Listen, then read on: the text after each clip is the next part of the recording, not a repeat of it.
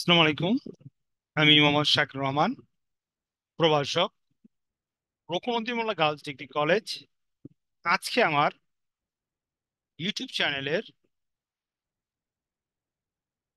ক্লাসের সাবজেক্ট হচ্ছে principal of accounting 2022 সালের বোর্ড কোশ্চেন সলিউশন। 2022 সালে আমরা আজকে আলোচনা করব 4 নম্বর বোর্ড কোশ্চেন। 4 নম্বর বোর্ড কোশ্চেন ছিল নগদান বহি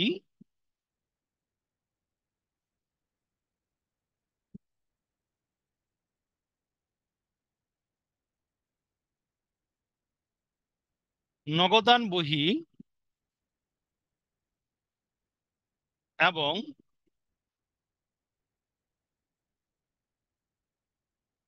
ব্যাংক বিবরণীর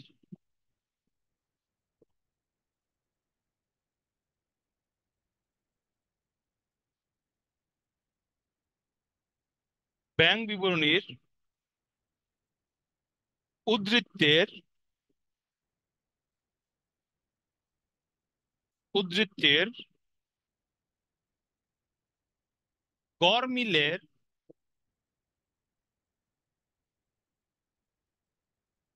কারণ সমূহ।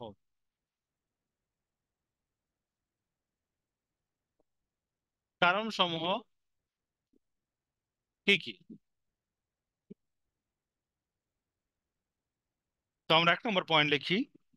উম নগদান বই এবং পাস বইয়ের মধ্যে গড়মিলের বিভিন্ন কারণ এই গড়মিল হয়ে থাকে। তো কারণগুলো আমরা আলোচনা করতেছি। প্রথম কারণটা হইলো ইস্যুকৃত চেক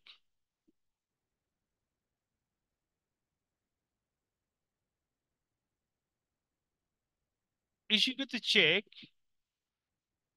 অনু আহ, অনু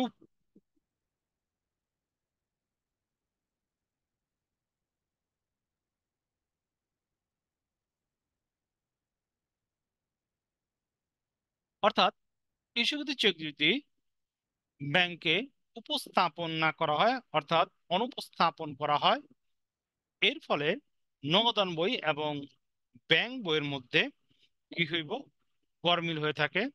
অর্থাৎ নগদান বইয়ে ব্যাংক কলামে টাকাটা কম প্রদর্শন হইব, কিন্তু ব্যাংক ব্যালেন্সে টাকাটা কি হইব?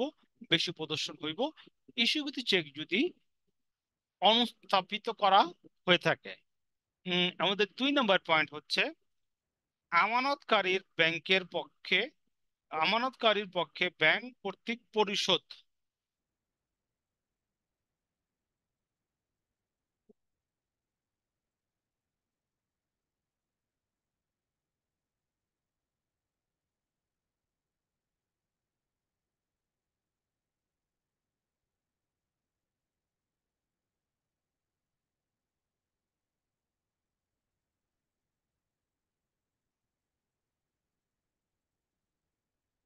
ব্যাংক যদি আমানতকারী অর্থাৎ অ্যাকাউন্ট হোল্ডারের পক্ষ থেকে কোনো ধরনের বিল বা কোনো ধরনের দেনা পরিশোধ করে, তখন ব্যাংক বিবরণী এবং নগদান বহির মধ্যে গরমিল দেখা যায়। 3 নম্বর পয়েন্ট হচ্ছে ব্যাংক কর্তৃক সরাসরি আদায়। ব্যাংক কর্তৃক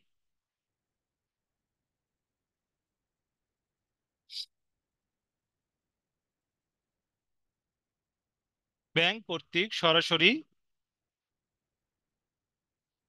আদায়। ব্যাংক যদি কোনো বিল অথবা অন্য কোনো প্রাপ্তি আমানতকারীর পক্ষ থেকে ব্যাংক গ্রহণ করে থাকে, তখন ব্যাংক বিবরণীতে টাকা বেশি দেখায় এবং নগদান বিবরণীতে ব্যাংক কলমে টাকার পরিমাণটা কি দেয়? কম দেখায়। যার ফলে নগদান বহি এবং ব্যাংক বিবরণীর মধ্যে কি হয়ে যায়? পার্থক্য দেখা যায়। জমাকৃত কিন্তু অনাদায়ী চেক। জমাকৃত কিন্তু অনাদায়ী চেক।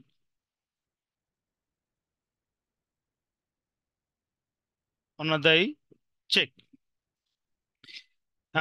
ব্যাংকে আমানতকারী কোনো চেক তার অ্যাকাউন্টে জমা করার জন্য ব্যাংকে জমা দেওয়া হয়েছে, কিন্তু ব্যাংক ওই চেকের টাকা এখন পর্যন্ত কি করে নাই, আদায় করে নাই।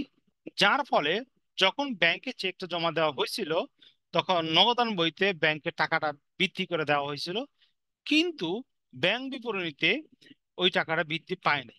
যার ফলে নগদান বই এবং ব্যাংক বিবরণীতে গরমিল দেখা যায় হিসাবে। চেক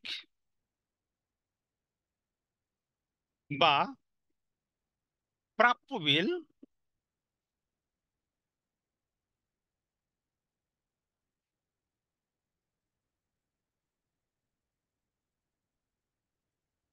অমর্যাদাকৃত।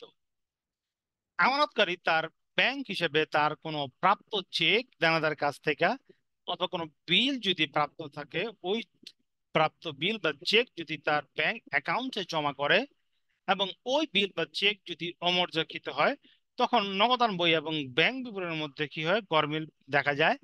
অর্থাৎ যখন নাকি চেকটা ব্যাংকে জমা দিছে বা প্রাপ্য বিলটা ব্যাংকে জমা দিছে, তখন আমানতকারী নগদান বইয়ের ব্যাংক কলামে কি করছে, টাকাটা বৃদ্ধি করে দেখাইছে, কিন্তু ব্যাংক কিন্তু আদায় করতে পারে নাই। যার ফলে কি হয়েছে, ব্যাংক বিবরণীতে ওই টাকাটা কি করা হয়নি, বৃদ্ধি করা হয়নি। যার ফলে নগদান বই এবং ব্যাংক বিবরণীতে কি হয়ে যায়, টাকার গরমিল হয়ে যায়।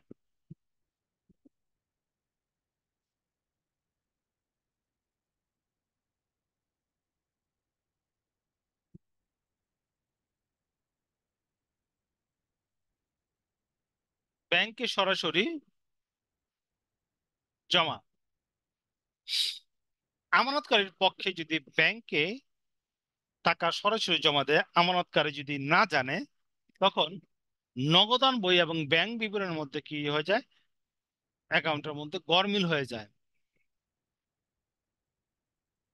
আমানতকারীর ভুল,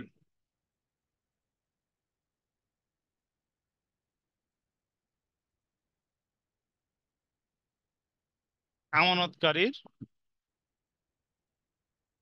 ভুল।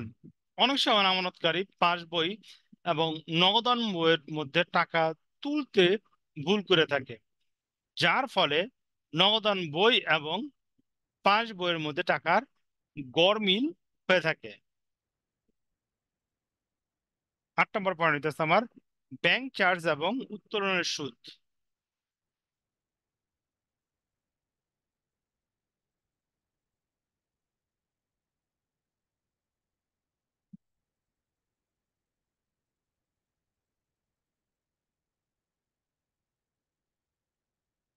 ব্যাংক অনেক সময় আমানতকারী অ্যাকাউন্টের বিভিন্ন সার্ভিস প্রদান করে, এর বিপরীতে কি করে, ব্যাংক চার্জ করে ব্যাংকের নিয়ম অনুসারে। অথবা ব্যাংক থেকে যদি অতিরিক্ত টাকা উত্তোলন করে, ব্যাংক ওভারড্রাফের উপর কি করে, সুদ চার্জ করে। যার ফলে ব্যাংকের হিসাবে টাকা কি হয়ে যায়, হ্রাস হয়।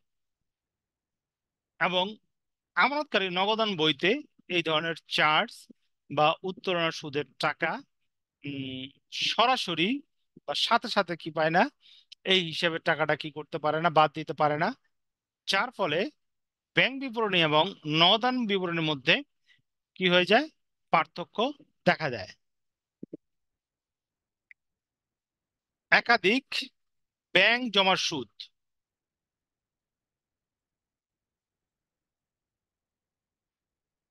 ব্যাংক জমার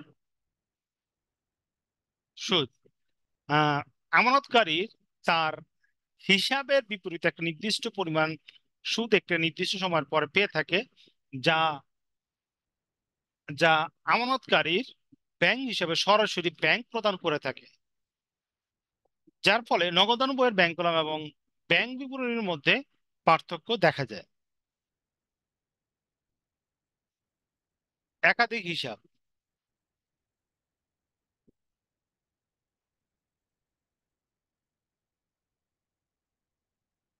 একাধিক হিসাব, একই শাখায় একাধিক হিসাব থাকলে একটি লেনদেন লিপিবদ্ধ এবং অন্যটি লেনদেন যদি লিপিবদ্ধ না করে, এর ফলে কি হয়ে যায়, হিসাবের গরমিল দেখা দেয়। হিসাব রক্ষণের ভুল,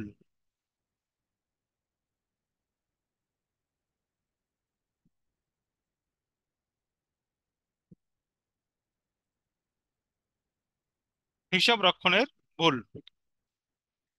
হিসাব রক্ষক তার অদক্ষতা বা অমনোযোগিতার কারণে কোনো লেনদেন যদি হিসাবে অন্তর্ভুক্ত করতে বাদ পড়ে যায়, অথবা আংশিক যদি লেনদেন কি করে হিসাবভুক্ত করে, এর ফলে নগদান বই এবং ব্যাংক বিবরণ হিসাবের মধ্যে কি হয়ে যায়, গরমিল দেখা দেয়।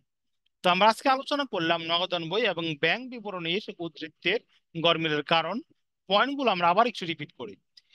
ইস্যুকৃত চেক অনু অনুত্থাপিত আমানতকারীর পক্ষে ব্যাংক কর্তৃক পরিশোধ, ব্যাংক কর্তৃক সরাসরি আদায়, জমাকৃত কিন্তু অনাদায়ী চেক, চেক বা প্রাপ্য বিল অমর্যাদাকৃত, ব্যাংকে সরাসরি জমা, আমানতকারীর ভুল, ব্যাংক চার্জ উত্তোলনের সুদ, ব্যাংক জমার সুদ, একাধিক হিসাব, হিসাব রক্ষণের ভুল।